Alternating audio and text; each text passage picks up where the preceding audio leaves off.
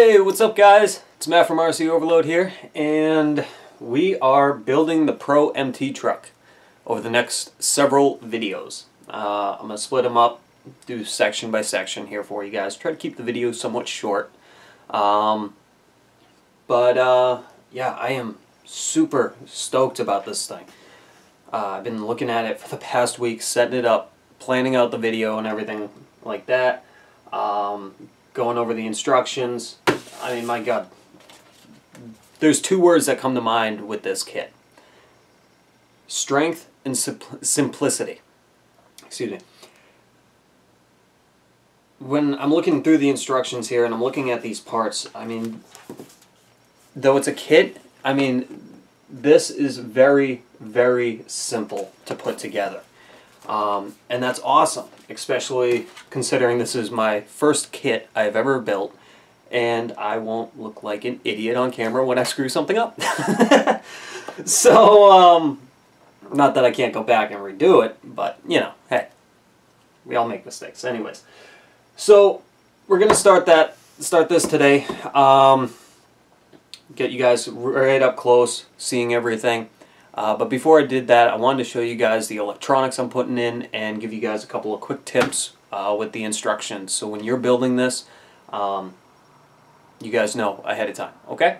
So to start off with the electronics, alright? Now remind you, this is a bashing truck. So I wanted to keep the electronics simple, but yet effective. I wanted this thing to be fast, kind of stupid fast in a sense.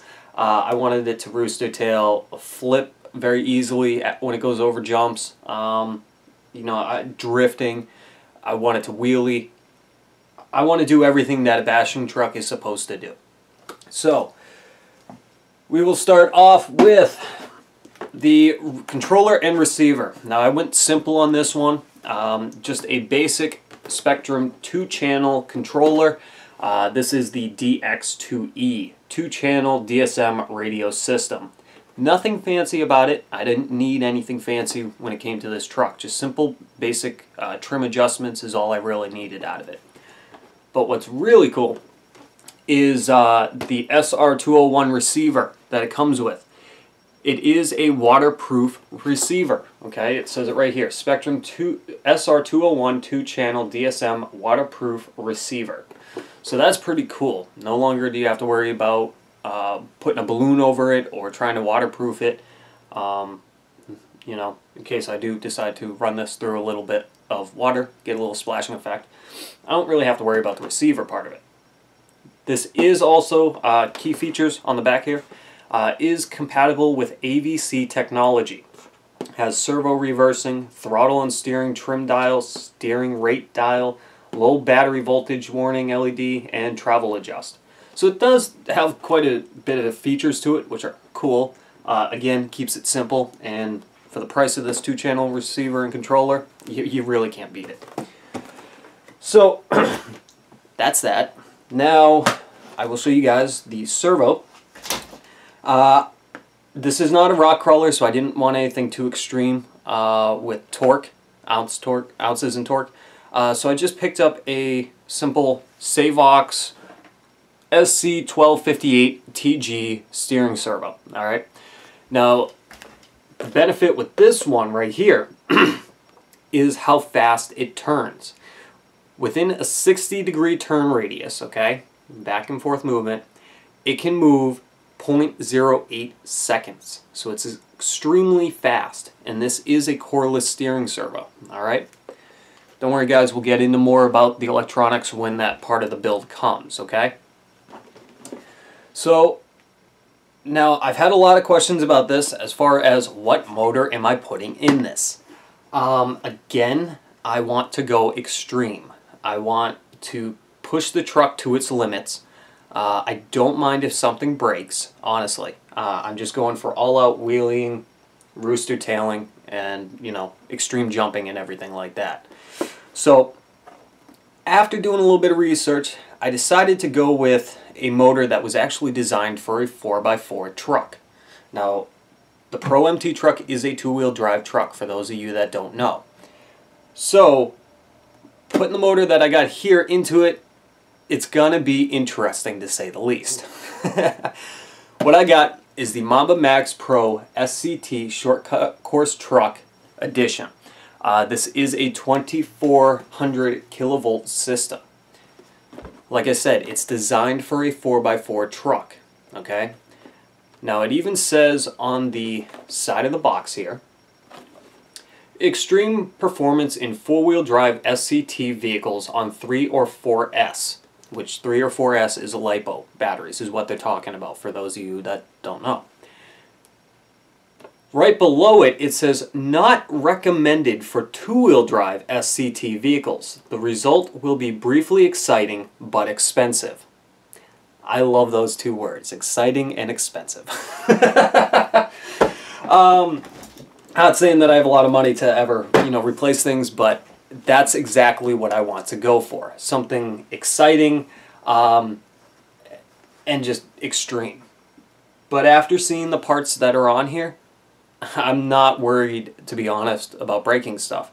For instance, I want to show you guys. This is the front shock tower, okay? I mean, it is pretty thick, okay? That's my, my finger. I am putting some serious force into this to try to bend it, and this thing's not really bending. So when I get a 4-pound truck, 4 or 5-pound truck, if that, with that kind of motor taking the beating that it's going to take, I really don't think the plastics are going to snap. Maybe after a long-term use they might, after wearing out, which is normal. I expect that. But with what I'm seeing, aluminum chassis, all the plastic is designed like that, really solid. I'm really not concerned about breaking things right now. So that's why I wanted to go with that high powered of a motor. And yes, I am running a 3S LiPo battery on it. Actually, I just ordered that, and that should be coming in hopefully later this week. But I'll give you guys actually a quick sneak peek of what's inside of this box. So as you guys can see, there is the ESC, all the goodies and the wires. I'll pop it out. Okay, it's got a cooling fan right on the top.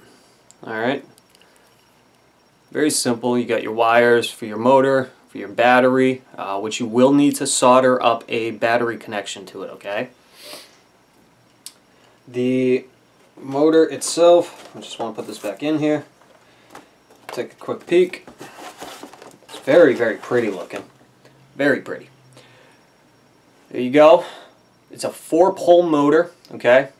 Let's see what it says on the side. Yep, 2400 kilovolt system, if you guys can read that.